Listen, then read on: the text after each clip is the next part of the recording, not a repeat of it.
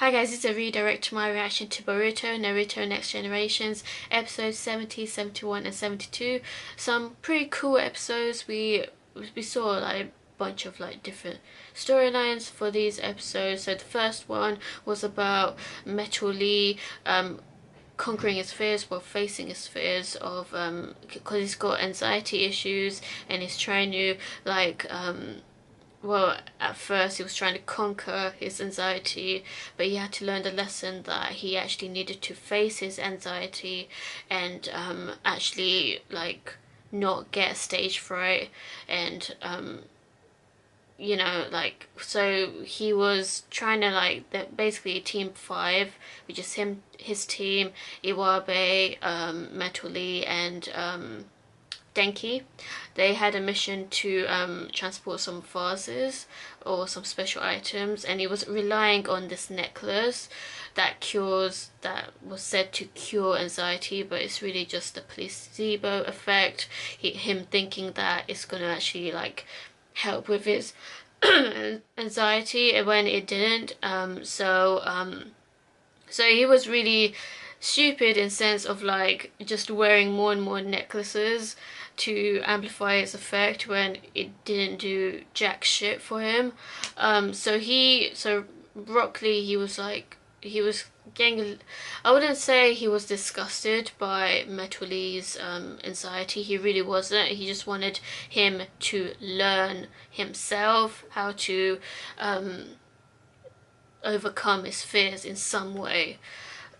So Rock Lee tried to train Metal Lee in opening up the 8 inner gates. So the first gate he had to open up, but he thought that he wasn't ready yet. So Metal Lee had to find a way to get rid of his anxiety, but he couldn't find a way to get rid of his anxiety. He was still getting stage fright. So then he sought the advice from Guy Sensei, who is an absolute badass, a very wise person who gave Metal Lee some advice, and then Rock Lee gave him this competition that if he at least hits him once in front of an audience, then he wins the fight. So Metal Lee went up against his own dad in front of a whole big audience, and he was really shook with anxiety. He was getting huge stage fright, but he used that to his advantage. So I thought that was genius, that he, instead of him like trying to suppress his anxiety, he was actually like owning it and using it to his advantage in trying to fight Rock Lee, because his movements were becoming unpredictable, and I just thought that was genius, because it reminds me of when Rock Lee would get drunk from like drinking sake against Kimimaro, and like his moves became really unpredictable, so Rock Lee couldn't read him really well. So he was able to hit Rock Lee, and then he actually opened up the first gate, which was really good. That was great progress. He still has anxiety issues, so I just hope that he can at least work on that as the series goes through.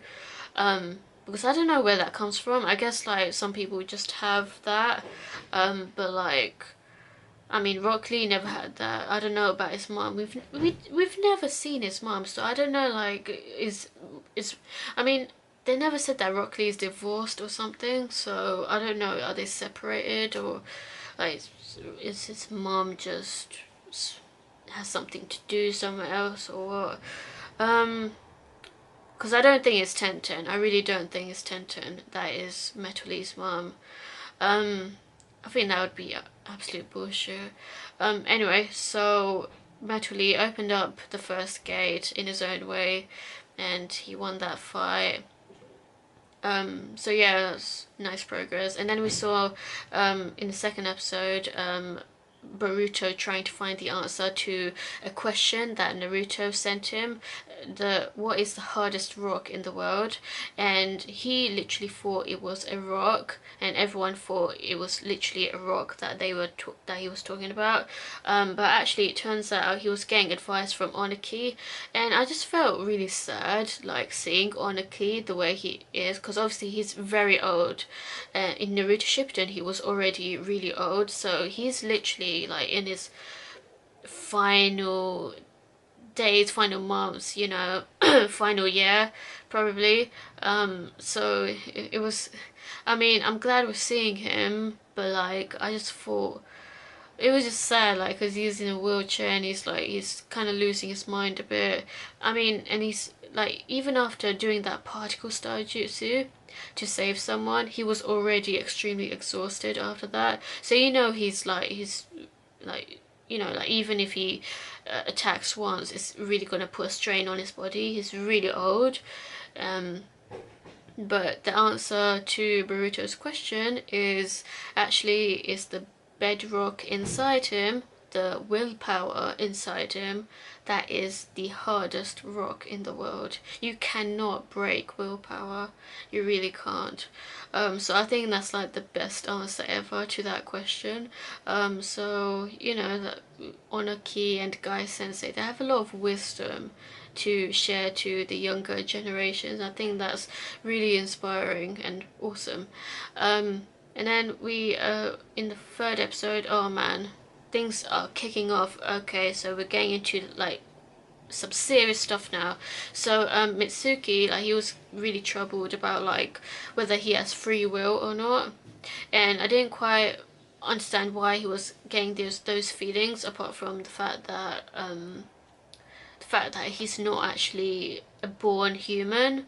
He was made into a human, so he feels like he was programmed to have certain ideas, to have certain beliefs and stuff. So he's questioning that, and then he was burning an envelope, and I don't know what he read. I don't know if he actually read it. I don't know what it says. So it's all a mystery as to why Mitsuki left the village, but he did give an answer at the end to Boruto that he left in his own will, or at least he told Boruto that he has his own will.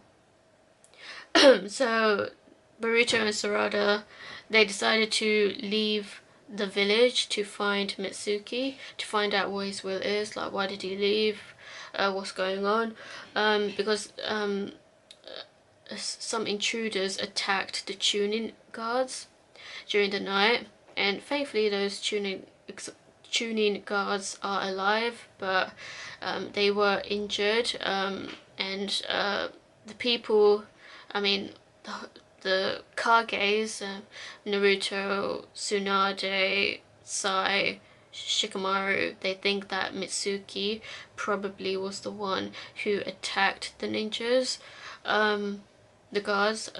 So, but obviously Boruto, like he didn't think Mitsuki would do that, not without a reason at least. So he thinks he's totally innocent. And then Sarada was initially questioning it because she doesn't really feel that she knows Mitsuki well enough. And okay, fair enough, but you are his teammate. You're supposed to back him up, because in a sense you are supposed to know him better than everyone else anyway. So I personally don't think it was Mitsuki who attacked those guards. I think he was trying to protect them, but like I don't know, like maybe he was, but like he wasn't doing it in a malicious intent. He was just doing it for some other reason.